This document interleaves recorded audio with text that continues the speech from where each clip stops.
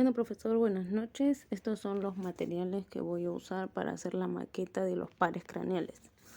Primero, una cebolla, el recipiente donde vienen los huevos, unas ligas, la hoja de choclo, cañitas usadas, el tallo del ajo, una caja de mascarillas vacía, mascarillas y el empaque del té.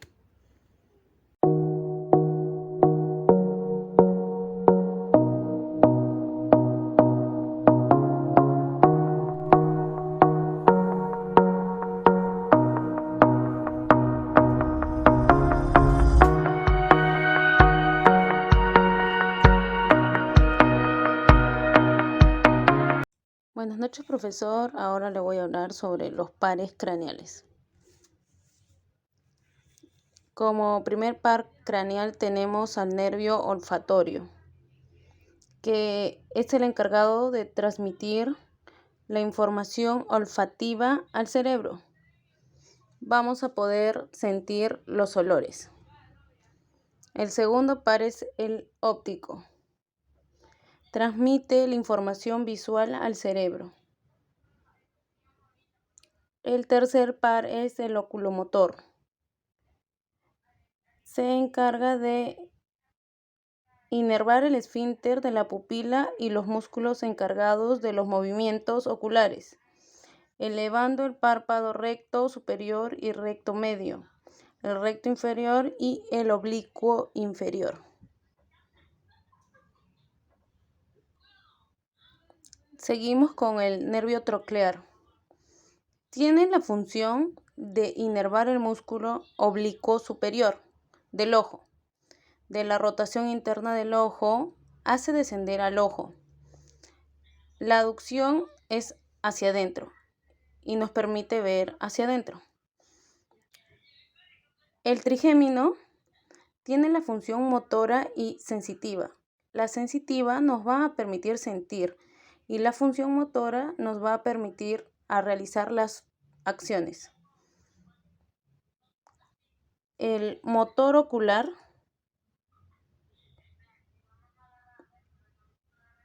inerva el músculo recto lateral del ojo. Se encarga de la rotación externa del ojo, de la abducción, que es hacia afuera. Mientras que el nervio facial es un nervio mixto. Su función motora de este par craneal es permitirnos crear expresiones faciales, por ejemplo, de felicidad o de tristeza.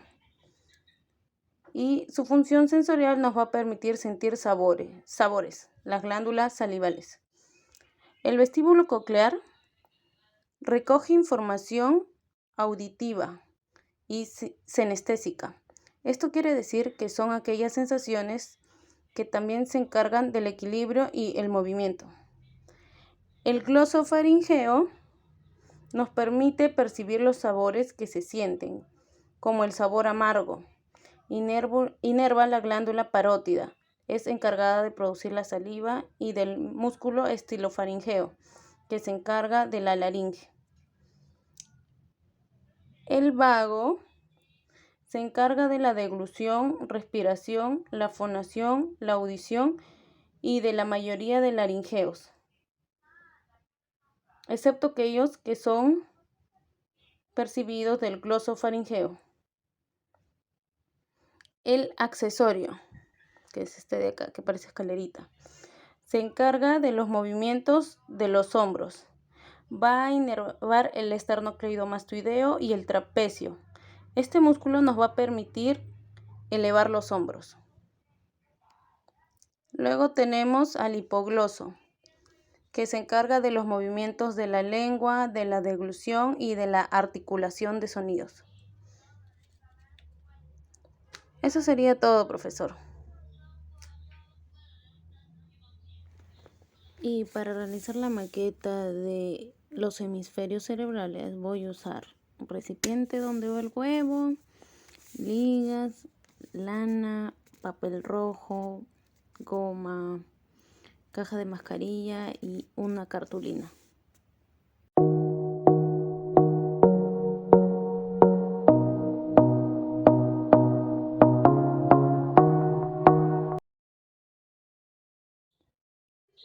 profesor. Ahora hablaré sobre los hemisferios cerebrales. Si observamos el cerebro, está dividido en dos partes, el hemisferio derecho y el hemisferio izquierdo. Estas dos partes están unidas por una sustancia blanca llamada cuerpo calloso, que es un conjunto de fibras nerviosas que unen ambos hemisferios cerebrales. Gracias a estas fibras, los hemisferios están conectados.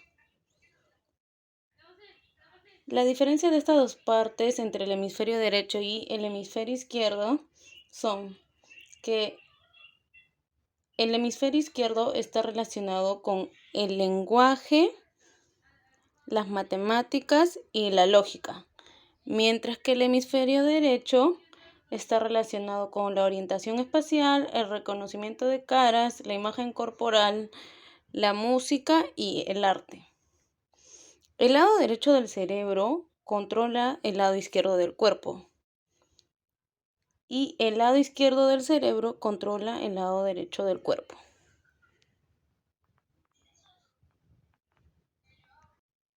También encontramos a los lóbulos cerebrales. Entre ellos tenemos al lóbulo frontal, que está situado en la parte frontal de la cabeza.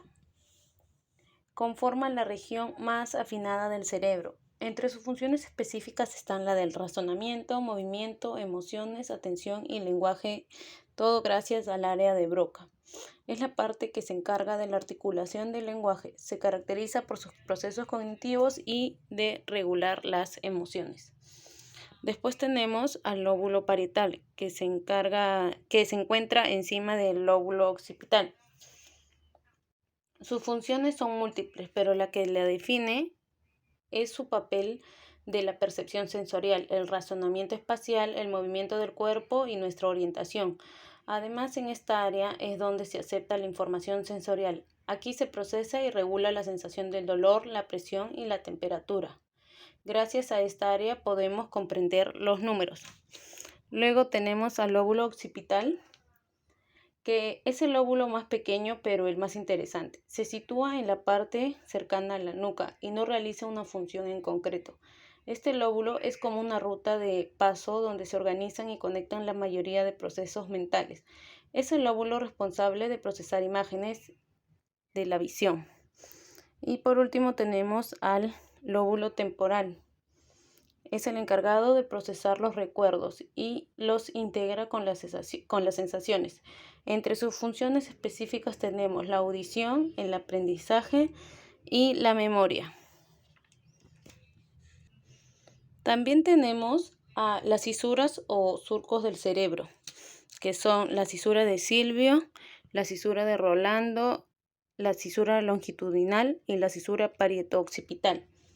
Son cavidades que se forman entre los lóbulos para así formar las partes que componen la corteza cerebral.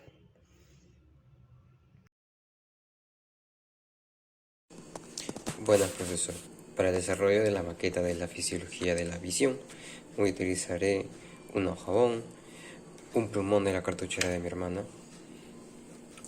y plátano, una cebolla y un pimiento o rocoto.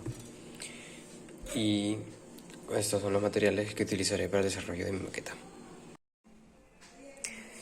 Y bueno, como resultado de cortar cuidadosamente los ingredientes que mencioné anterior, ese es el resultado final de la maqueta. Quiero resaltar que agregué como ingredientes una aceituna, un trocito de aceituna y una pastilla partida en la mitad. ¿Okay? Como fisiología de la visión tenemos la córnea, la cual es la superficie externa transparente que recubre la retina y el iris. Tenemos el iris también, que son estos dos pimientos de aquí.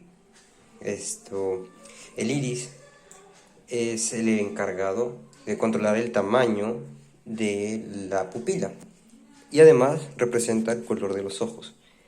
La pupila es la abertura que permite la entrada de la luz. La pupila es la aceituna y el cristalino es la pastilla.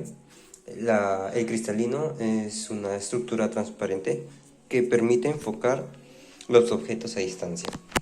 Por el otro lado tenemos a la esclerótica, que es la parte blanca que protege el ojo.